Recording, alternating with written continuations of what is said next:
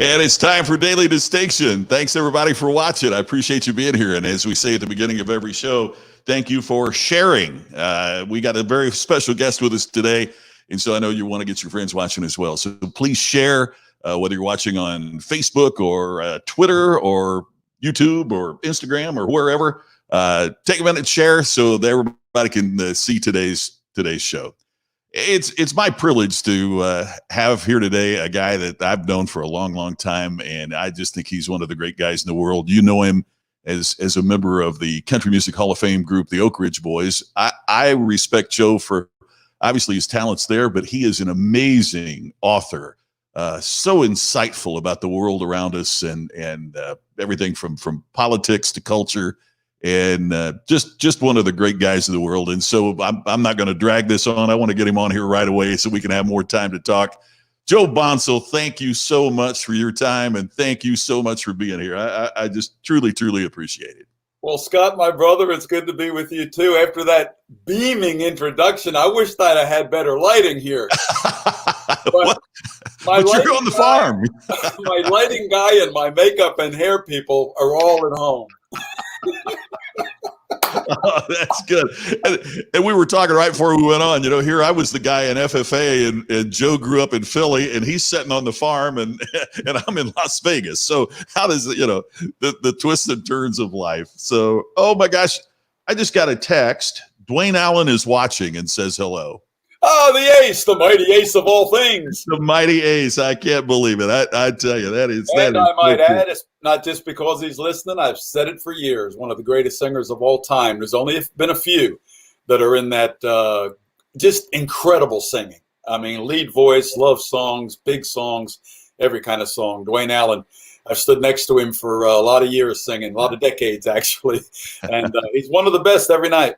Oh, I got to tell you, date both of us. This is before you were in the Oak Ridge Boys, and I was 14, 15 years old, and I got my picture taken with Dwayne at a show, and I put it in my scrapbook and said, this is the kind of man I hope I grow up to be. And I got to tell you, that's still my goal. It's all of our goal. Yes. So, Joe, somebody, before we get into other things, I got to add, somebody asked, when did we first meet? And I don't remember the year. And it was just when we first met, but you had just joined the Oak Ridge Boys and it was the Kentucky State Fair. And I don't know what performance that was, but that was pretty early on, wasn't it? Yeah, it was middle 70s for sure. I joined in October of 73. I was thinking the other day, man, my birthday's coming up, right? And I joined the Oak Ridge Boys at 25 years old, and I'm about to turn 72. And those guys were here longer than me. I'm still the new guy.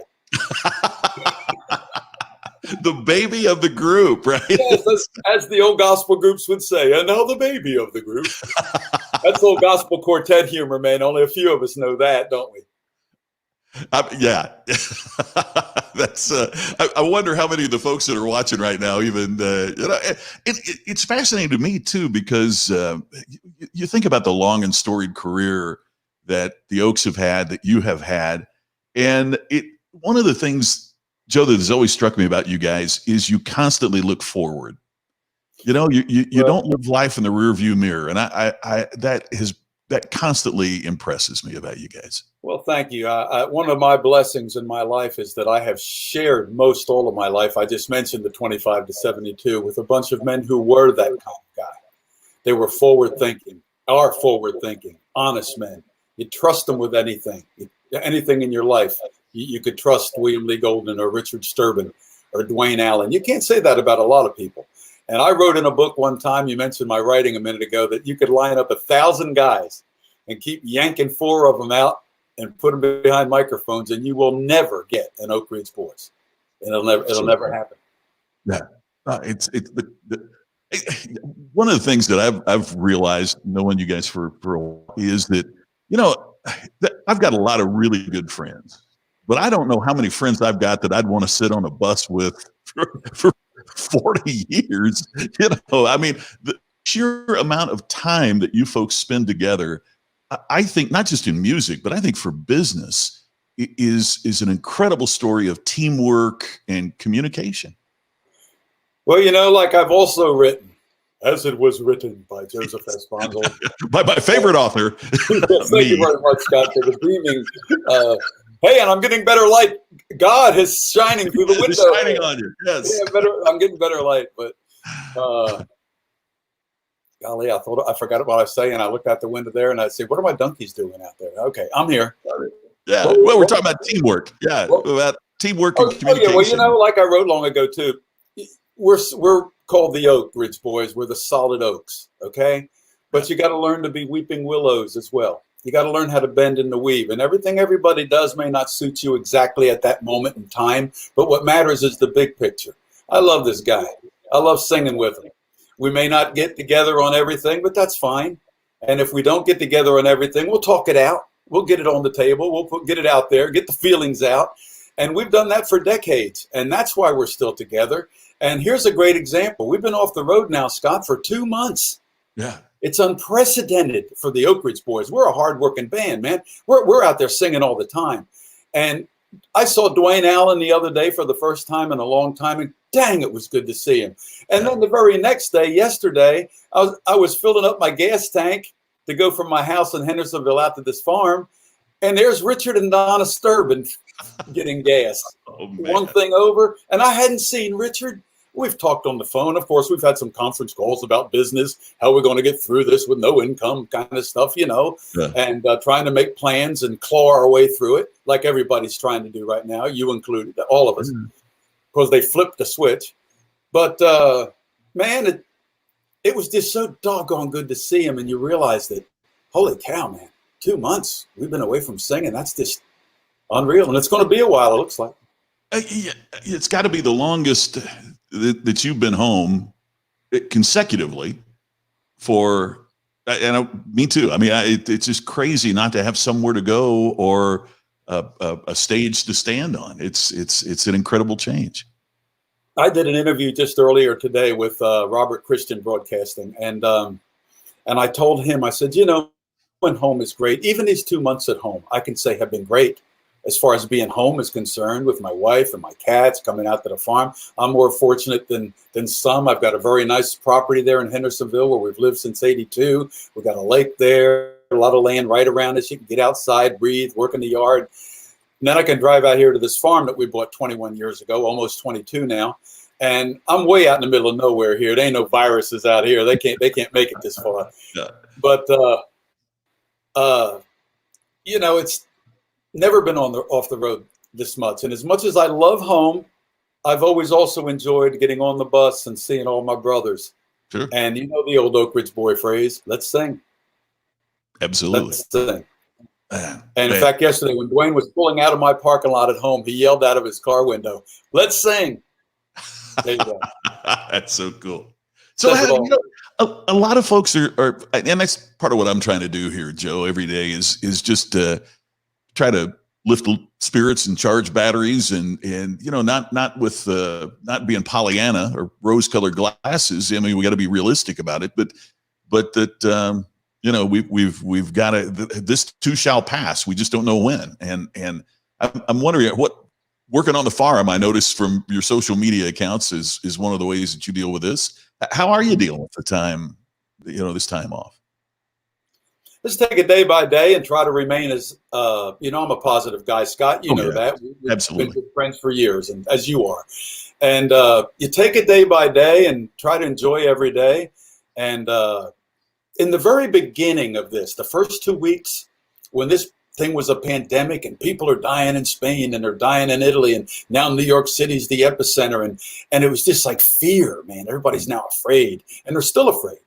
You know, people are wearing masks. They're staying far apart from each other. They don't even know yet if they want to go to the movies or church or to a concert. I mean, even if it was open. Yeah, you're right. Yep. And when they go to the supermarket, which is essential, you know, the laws here are so weird. You know, everything's closed except that which is open.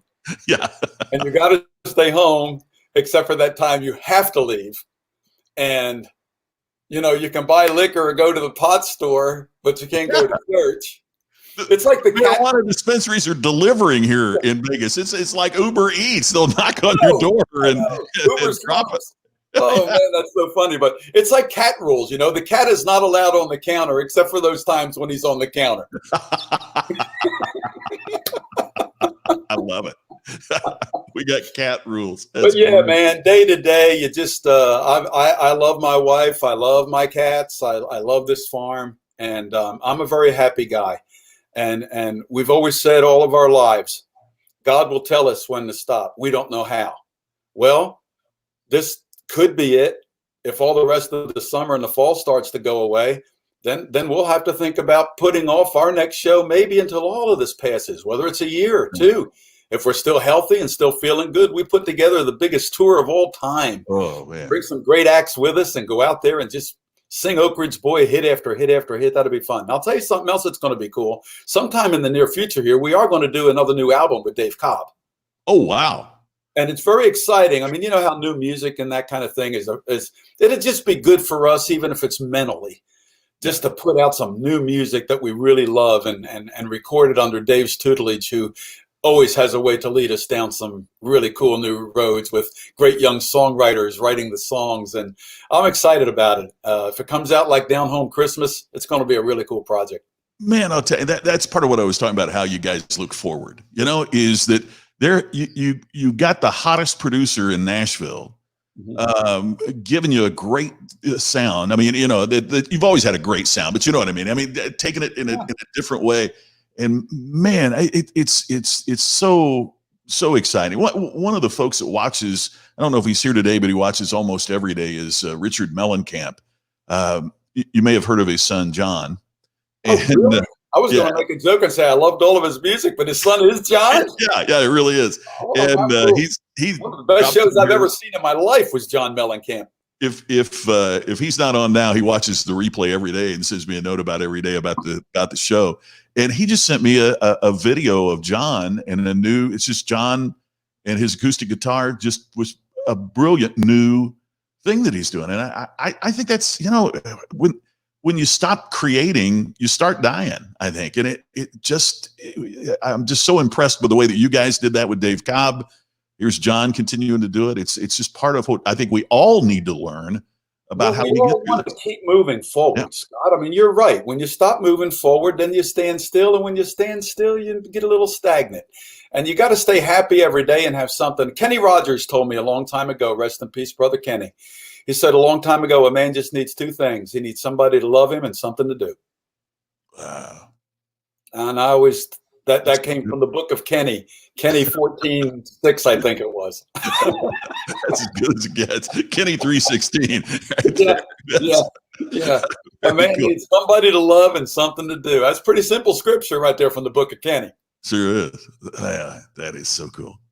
I want to talk about your writing. The first thing that I really read of your writing is G.I. Joe and Lily, which is just, Joe, I know this sounds like what, the interviewer is supposed to say or the friend is supposed to say, but you are such, if you had never sang a note, you would be a writer.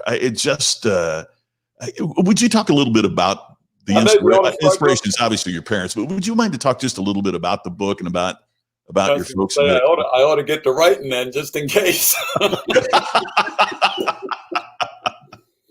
I had a splendid opportunity when my parents were still alive. They spent their last couple of years my father was a World War II hero. He was at the first wave of attack on Utah Beach at Normandy, fought 50 days in, was hit hard at St. Lo, France, taking out a couple German machine gun nests on his own because he was pissed off. That's his own words. It's the only thing he'd ever say about it, okay? Wow. But my mother, who joined the Women's Army Corps, she was a WAC, and there's a long story behind all of that. In fact, on my Twitter feed the other day, and for Mother's Day, I tweeted of her at 15 years old. I saw that. Yeah, 15, man, right before she ran away from home. But she ran away and eventually ended up in the Women's Army Corps. When the war was over, Daddy was all wounded and shot up, and he was expatriated home. And she met him at the base at Mitchell Field in Long Island. And they met then and got married. Well, anyway, I had the opportunity. The Oak Ridge Boys were going to do a big show up in Lancaster, Pennsylvania, and they were there. And so on the way there, I wrote this song. I wrote G.I. Joe and Lily. And I said to the guys, I wrote this song. I said, do you mind if I sing it tonight? We had like 40 veterans there from the Southeastern Pennsylvania Veterans Center. And my mother wanted to live their last days in a soldier's home.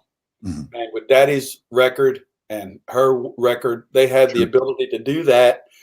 And my mother had a couple diabetic comas looking after him, and she looked after him her whole life. That's really what the book's about. That's what G.I. Joe and Lily is about. It's really about my mother. And it's just a nice love story. It's an American story. It's a patriot story. And I follow him, I follow her, and then they meet. And then the rest of the book is them together until they are buried at Arlington Cemetery.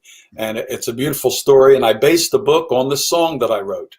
I sang that song that night. The guys just let me sing it with the guitar player, Donnie. And then they put the two spotlights on them, and they're matching wheelchairs down there. It was the most emotional thing I've ever seen, and I'll never forget it till the day I die. And my mother asked me on her deathbed. See, my mother left a bunch of memoirs.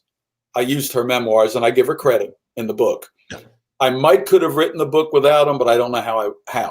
It adds something to it. Yeah. So my mother said to me on her very deathbed, she said, "Joey, are you going to write that book about me and Pop?"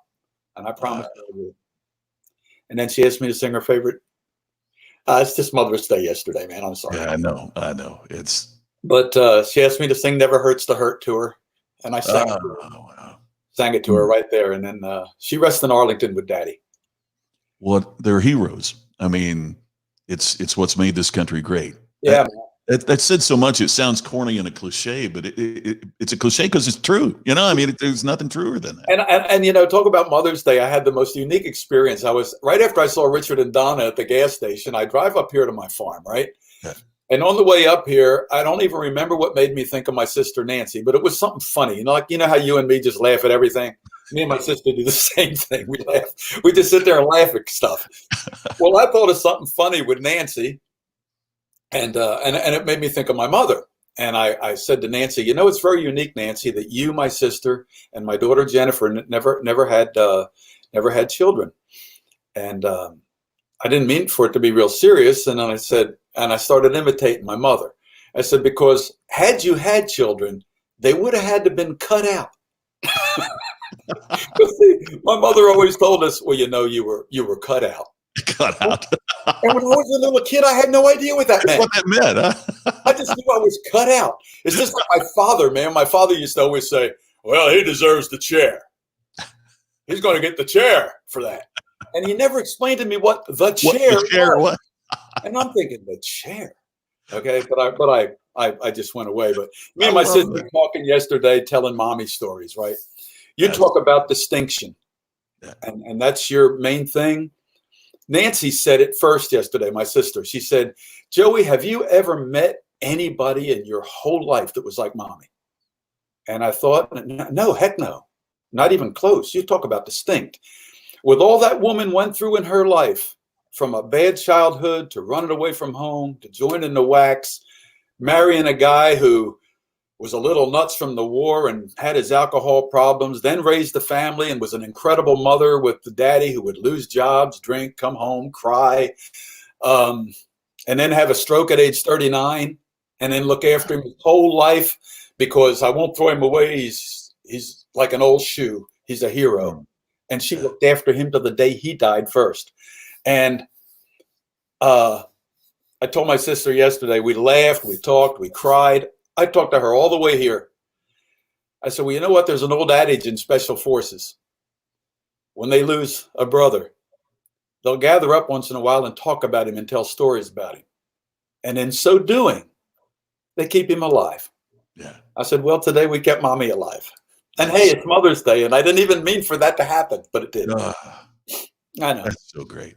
Well, I would recommend to everybody, you get the book. You can get it on Amazon. Yeah, and it's great. And Joe, your book about being on the road is in a totally different vein, obviously, but you really take people on the road with you. I mean, you feel like you do it so well that you feel like you're on the bus. It's really cool. Well, it's a unique way to tell the Oak Ridge Boys story. It's not only a story of the Oak Ridge Boys, it's a story of the music business. CMT.com called it the best behind the scenes music industry book written in the last 25 years. Wow. And I've always kind of been happy with that. Yeah, absolutely. But I just take you on a trip with the Oak Ridge Boys. Meet the guys, meet the band, meet the crew. Here's how we do this. Here's how we do that. Here's what happened the year of Elvira. I called it Elviral. And yeah, and way before there was an Elvira or even MTV, it was Elvira, or right in the beginning days of it anyway. But anyway, man, I talk about the Kenny Rogers tours. I talk about the presidential trails that we've been on. I talk about how we record, the songs we sing, the albums, how they came down, the tour, the Christmas tour, the bus. I kind of cover everything, and I make you fly on the wall in the world of the Oak Ridge Boys. It was really fun to write that one. It's a fun book. It's really, really great. Yeah, it's On the Road with the Oak Ridge Boys. That's my latest book, and yeah, that's been a couple years since I've written, another book. I've written some articles and pieces. Oh yeah, I've written some short stories and a few compilations. Yeah. The Billy Graham book, I have a whole chapter in the Billy Graham book. Talked about the time he came to Philadelphia when I was a kid and stayed there for a whole month. He started out in the small church, and then he went to downtown to the little small arena we had, the Palestra. And he ended up at what was then John F. Kennedy Stadium with 112,000 people a night the last week he was there. And I went to some of those crusades with him, with my mother. My church, Calvary Church of the Brethren, took buses. My mother wanted to go see Billy Graham. We went to a couple, and it was a great night. And then I end my little short story in the Billy Graham book about the fact that years later, we spent the night in the White House with George Herbert Walker Bush and Barbara. And when he was just about to leave before the Clintons came in, and we did a show in the East Room that night, spent the night in the White House. No, I'm sorry. It was a state dinner or something that night. We spent the night. We stayed. And the next morning, George Herbert Walker Bush, the president and the vice president, knock on the door. And all I can remember is they're in a suit and there are no shoes on. They're both in their socks. That's all I can remember. And I just woke up and I said, I opened the door of the Queen's bedroom in the White House. And they said, hey, we got a big ceremony downstairs in 30 minutes. You're all invited. So, man, we hurried up. Mary, get up. We got to get dressed. Me and Mary got dressed real quick, ran out into Dwayne and Nora Lee and everybody else. And we went down there into the East Room where he presented Ronald Reagan with the Medal of Freedom, the presidential. Oh. And sitting right next to me, Billy Graham. No. Yeah. Oh, I've never heard that story, Joe. Oh my gosh. Me out, man. And I really wanted to tell him about my mother in Philly in that July of '61, sure. But I didn't. And, that's how I tied the story together with that. Yeah, that brings a question too, because when I was an FFA officer, one time that we ran into each other, and this would have been what, 75, 76, was in Kansas City, and you guys were doing a show with Bob Hope. It was a charity thing. Roy Clark was there. Yes. Bob Hope was there. I mean, it's been a million years ago. Yeah. And when you said that, it just crossed my mind of, okay, Bob Hope, you have met, you sang at President Bush's funeral. Yeah. Wow, what an honor. You have met so many iconic figures over these years. Billy Graham is one. I mean, who else? If we can take a trip down memory lane for a couple of minutes, who are other people that you just went, wow, how amazing? I remember the time we went to Monaco. Remember that TV show that came out of Monaco? Yeah, live from. Yeah, I know. What's the capital city there? Yeah, where the king and the queen and all live. Yeah, where Princess Grace is. Grace and Rainier. And yeah, the castle. I mean, it's like Disneyland, Yeah. Well, we did this big TV show there. A bunch of country artists were there doing it. I've got pictures, I think, with us and Don Williams and Roy Clark and a bunch of people. And it's where the big casino is. The Casino de Paris in Monaco. Monaco. Oh, almost had it. Oh, yeah. Had it. Well, anyhow, Princess Grace of Monaco was there. Not Princess Grace. That's Grace. The daughter. Grace Kelly. Yeah, not Grace Kelly, the young one. Oh, Caroline. Yes, well, Princess Caroline, right? Well, she showed up, and we were briefed backstage that we're all going to meet Princess Caroline, and to not call her Your Highness. You call her, or no, don't call her Your Majesty. She is Your Highness, or just say it's nice to meet you, or something like that. Yeah. Okay. But whatever you do, don't call her Your Majesty. Here we are in the doggone line, right? And I'm the first one there, and I went, Your Majesty. It's like don't pink elephant, right? What? Oh, Your Majesty, it's so nice to meet you. And, I swear, I thought she flirted with me. I kind of daydreamed all night long that the big pumpkin carriage was going to come outside the hotel there and pick me up and take me to the palace where we can sip wine and listen to music by the fireside, me and the princess. Prince Banjoy. Yeah. It would have changed my whole life. I'd be a king by now. A king. There ain't that many kings around, man. That's, yeah. Great work if you could get it. Huh? Yeah. King Joseph. Oh, man. Yeah, at that point, you're not Joe any longer. You're Oh, no. But you know what happened? The carriage never showed up. She didn't have your cell. She couldn't text you. I kept walking down to the lobby and looking outside, hoping, but no. Or to get that call, Mr. Bonsall, your carriage is here. Yes. Pip. Oh, man. The princess is waiting on you. Yeah. Oh, gosh. The other thing, I'm really going way back for this because I remember a conversation we had a gazillion years ago because I got to speak in the Soviet Union and you guys had just performed there. In 1976, Roy Clark and the Oak Ridge Boys cultural exchange. It was only the second ever. Tennessee Ernie Ford took a troupe over there first.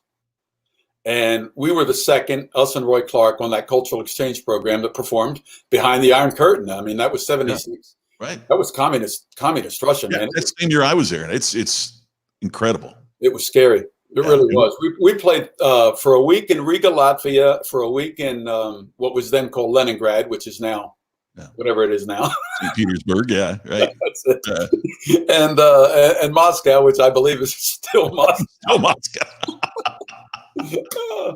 But anyhow, man, that was quite a thing to see communism at work, and then to come back to America and experience this freedom that we have over here. I mean, it made better Americans of us. I know it did that. Not that we weren't American boys going over there, but we sure came back red, white, and blue in our blood, and it's never left us. I was asked one time, what's the best meal, because we travel so much. And to this day, the best tasting meal I ever had in my life was when we flew out of Moscow. We landed in East Berlin and then went through Checkpoint Charlie into West Berlin. And I had a Whopper at Burger King. And after 10 days in the Soviet Union, I don't think anything has ever tasted as good. When you were just starting to say the best meal I ever had after talking about Russia, I'm thinking to myself, not in Russia. Yeah, no. No, maybe you ate a big potato. Oh, yeah. I didn't know there were so many things. The only thing good there is the vodka. I mean, really, no wonder they drink. So there's nothing else good to eat. That's why they're all drunk, man. It's freaking cold, and all you got to eat is a doggone. How do you make a potato? Borscht. What's that? Oh, it's potato. Yeah. You don't even want to order French fries if you go to the Moscow McDonald's. Yeah. I would love to go back. I would love to see how much has changed in the years since we were there, just to see what Moscow is like. Because they've got an open market there now. You're free to worship as you please. You can work where you want to work, not where the government tells you to work. Yeah. I mean, that's why when they start talking about socialism in this country, like some of them talk about, man, it gives me the creeps because I've seen what socialism is. Socialism is pretty much communism, no matter how they want to spin it. And it's the government taking more and more control over your life, which is a little bit what we're experiencing now, Scott. It is. We've all been told to go home. Scott, you're a great speaker. You got a lot of engagements out there. Sorry, they're all canceled. Go home. Oak Ridge Boys, man, we've got more dates booked this year than we've ever had in our lives, and we're singing our butts off. Yay, let's go. Oak Ridge Boys, no more shows. Go home. Tell all your people to go home. It may be a virus that's caused it, but it's really the government that's told us to stay home, and I'm not real comfortable with that, to be real honest. Yeah, we've talked about this here on the show several days in terms of, on one hand, can the government tell you what to do? Well, yeah, my dad got drafted, I mean, but at what point? I mean, I don't think any of us know it yet. Where is that that line where the public health ends and well, you know how we got our trolls on Twitter. You know, if you jump into that political grinder on Twitter, be prepared, you're going to get killed. And I made a joke the other day. I thought it was a joke. I said, look at that. They've turned us all into Democrats. We're all sitting at home out of work waiting on a check. I thought it was funny, but boy, a whole lot of people did not think it was funny. I ended up taking it down. God, leave me alone. Geez, I was joking. But really, I wasn't joking. Yeah. I think President Trump's doing the best he can with this hand that he's been dealt. I really do. I think he's tried to gather the best people up there. I don't know that we're getting the best advice there is from this Fauci guy. I just don't know. You know, if him and his ilk have their way, there won't be any concerts or big gatherings of any kind, sports or nothing, for 2 more years. Well, you know, it's interesting. I was reading that we have to understand how they were trained, and doctors are trained to save every life, right? Which is impossible in a situation like this.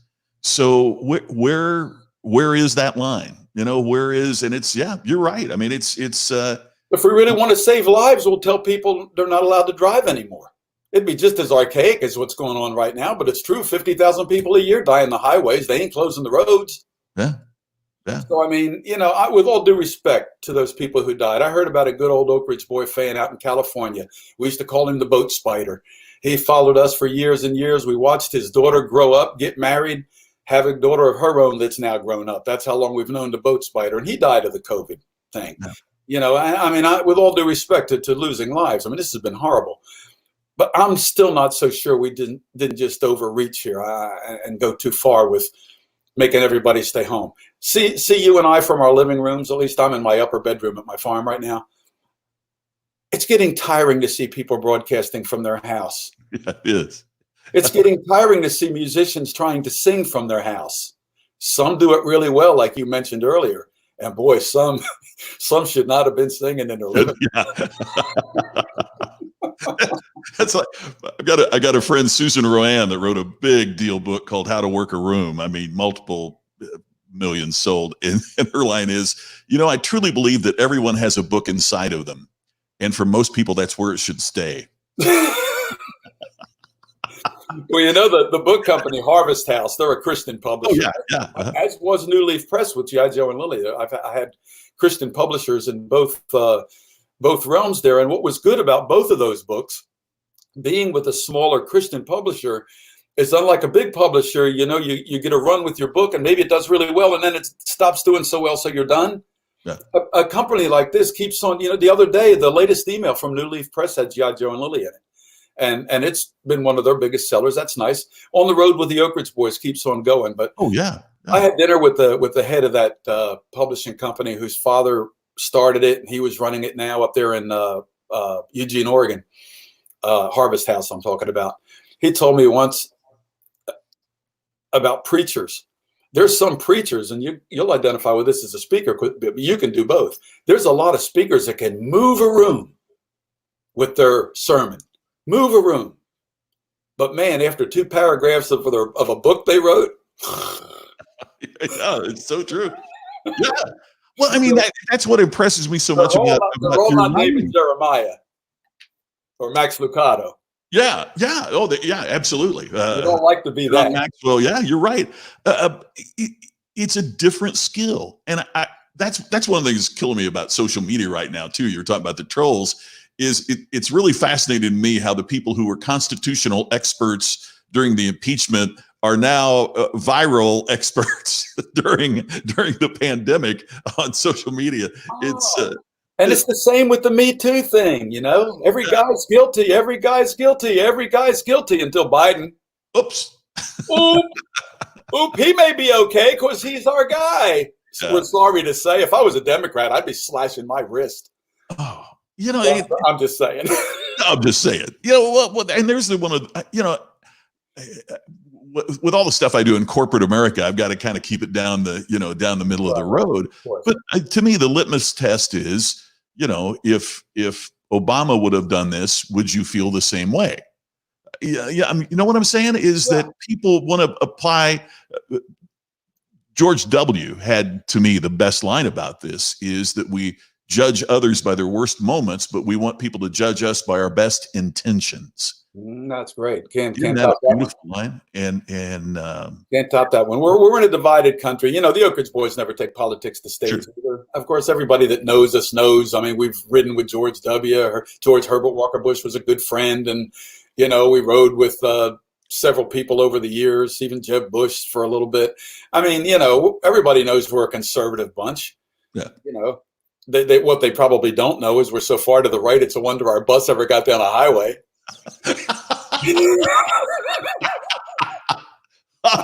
Okay. That's a good line. Oh boy. Oh man. Hey, But, I'm just an American, man. This country's given me an incredible opportunity. I come from the Philadelphia streets, and look at this. I had one tree in my neighborhood, one tree, and now God's allowed me thousands of trees. That's a blessing, man. It's a blessing. That's a blessing. They're not mine. They're just borrowed. But I'm looking out my window right here on the second floor of my farm, and I'm looking right at a tree. I don't take a tree for granted, man. Yeah. I don't take a flowering bush for granted. I don't take a bird. My barn swallows flying around here. Boy, you ever watch barn swallows fly? You ever sit on a porch when they buzz your head and almost get you? How close they can get. You can feel the feathers go by, but man, they never do. You know, barn swallows, just to get off for a second on my birds. I love my birds. Consider the birds. People don't know that about me, that I'm such a birder. I saw an eastern towhee last winter and almost I couldn't take it. Oh, an eastern towhee. But anyway, barn swallows will follow you on the tractor because you churn up bugs and they're buggy. And they fly, you know, down like that to get the bugs behind your tractor when you're bush hogging or even mowing grass. And boy, they come so close. Sometimes there'll be 10, 15 of them just going, meow, meow, meow, meow. And they fly like little stealth fighters. Just, you know. And when you're sitting out there on the porch and they've got nests up there in the porch and they just buzz by because they don't really like that I'm there because their nests are there and they need to raise their babies. And I love them. I just love them. I can't wait till they get here every March. And I'm always sad when they fly to South America in August. That's something. See, I'm an old Philadelphia street kid softy. Yes, yeah, and you are. That's part of what I love about you is that you know just you are not afraid is the wrong word. It bugs me how people don't want to show emotion because isn't that what life's about? I mean, if we're not showing our emotion and feeling it and in touch with it, then we've missed on one of the greatest blessings God's given us. That ability to feel and love and care. I don't know how you can move an audience, either speaking or singing, if you're not that kind of person, because people can feel it. They might not even know for sure what they're feeling, but they are feeling it. And, you know, we started this thing talking about mom. I'm like my mother. Yeah. My mother was just, I am exactly like my mother. And so is my sister, Nancy. And, so I guess that makes me kind of distinctive because my mother was distinctive. There you go. Second generation distinction. Yeah. And my daughter Jennifer is pretty distinctive too. So I guess we're kind of in that same goofy Bonsall boat. I love it. Hey, my friend, I told you we were only going to do this half an hour, and I've kept you 10 minutes longer. But can I ask you a couple? Do you have time for just a couple more questions? Sure. For you, Scott, anything, my brother. You're the best. So I'm just curious about, is there anything that you'd like to, we've got a bunch of folks watching right now. And I'm just curious if there's any message that you'd like to give the people that are watching who are going through, you know, whatever it is that they do, going through their own challenging and difficult times. What insight would you bring to them, or what would you say to help folks get through tough times? You know, I just talked about the barn swallows making their nests, laying their eggs, raising 2 or 3 families before they leave. That hasn't changed. The sun's come up this morning. I watched it. If you go to my Twitter at Joe Bonsall, look at my sunset that I caught last night here at this farm. I looked up the hill and I couldn't believe what I was seeing. So sunsets are still happening. The sky's still blue, and once in a while it opens up and it rains on us. Hey, look, this is going to pass. How many times in the Bible does it say, do not fear? Do not be anxious. Do not worry. Try to take each day and not worry. That's what I like to tell everybody. Just try not to worry. And when it all passes, hey, we might be a lot better. Man, that's as good as it gets right there, my friend. I can't thank you enough. This means the world to me that you would take time to do this and to share with the folks that are watching. We've had just I can't even count them how many comments that we've had. I don't know if you can see it on your end. I've been popping some up on the screen of folks that are that are really enjoying what you've had to say. And my Scott, hope I in never future remember this here was just to me like any other time that you and I have sat backstage for 3 hours and laughed at everything from the wallpaper to God knows what. And it never changes with you either, my friend. I love you. We all love you. Hey, the circle's pretty small. That dinner we had at Batista's, special night, man. It was. Special night. I've never forgotten it, never will. And I appreciate you, Scott. I think it's time we tell people we don't get to see everybody now. So we tell them, I love you, man. I love you. God bless you. Stay healthy. Stay gold. Same to you, my friend. And I look forward to the time that we get together again. And I don't care what they say. I'm going to give you a big old hug, and we'll sip a little bourbon or a little red wine and just we've done that a few times too, man. Remember our plump jack at Vic and Anthony's and Golden Nugget back when there was a Golden Nugget. Holy cow! Remember that night? That was a great night, man. Oh, it was a great night. It was a great night. You paid for all that plump jack that night, man, and that was about $220 a bottle or $260. My but privilege. You paid for it. You picked it up. Hey, I have you some bourbon. I would hate to think how many times when I was in the beginning struggling as a kid that you guys picked up a check or bought me a drink or whatever over the years. So, gosh, I've never had a better privilege than being able to do that. So let's call friendship, brother. God bless you. Man.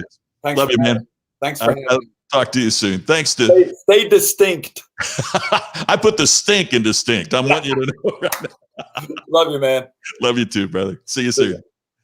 Thanks to Joe Bonsall for being here with us today. He's the best, as you can tell. He's just fantastic. And we ran a little long today. I know that you understand because the chance to talk with Joe and the Oak Ridge boys, gosh, it was so great. Dwayne, if you're still watching, thank you so much for jumping on here as well. I hope we get a chance to talk before too long. So thanks to my guest, Joe Bonsall. Tomorrow, we got a great guest. I know you're going to enjoy. It's Phil Jones, who wrote the incredible book, Exactly What to Say. He's one of my favorites. He's a great friend. And gosh, what an incredible book. You're going to learn exactly what you need to be saying and how to communicate more powerfully and more effective. That's coming up on tomorrow's Daily Distinction. We ran a little long today, but thank you. Good grief. We got so many folks that are watching right now. Thank you for that across all of the channels. And by the way, if you don't mind, I'm going to remind you again, if you got in late, please share this, because if you share it, then people will watch the replay and it helps build our audience and helps us grow. So thanks, everybody. I look forward to seeing you tomorrow at noon Pacific, 3 o'clock Eastern for our next edition of Daily Distinction.